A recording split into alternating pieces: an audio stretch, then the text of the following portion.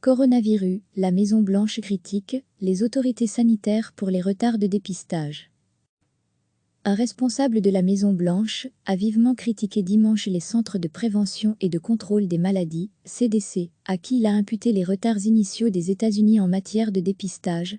Au début de la crise, les CDC, qui avaient l'expertise la plus respectée à travers le monde dans ce domaine, ont vraiment laissé le pays tomber vis-à-vis du dépistage, a déclaré le conseiller économique de la Maison-Blanche Peter Navarro sur la chaîne NBC.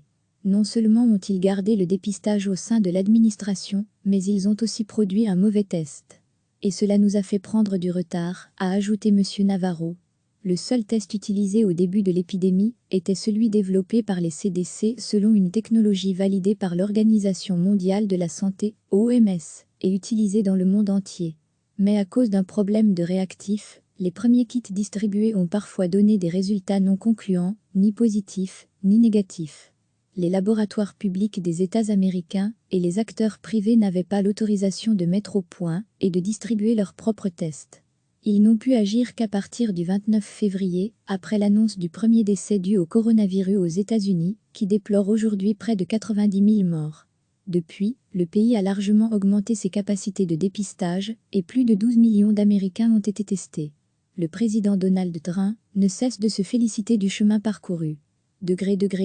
À lire aussi toutes nos infos sur le coronavirus, mais cela ne représente qu'à peine 4% de la population américaine, ce qui place la première puissance mondiale au 39e rang, derrière l'Italie, l'Espagne ou la Russie, selon le site de statistique Worldometer.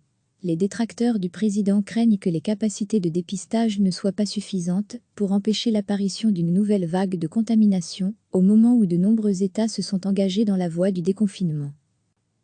Un responsable de la Maison-Blanche a vivement critiqué dimanche les Centres de prévention et de contrôle des maladies, CDC, à qui il a imputé les retards initiaux des États-Unis en matière de dépistage.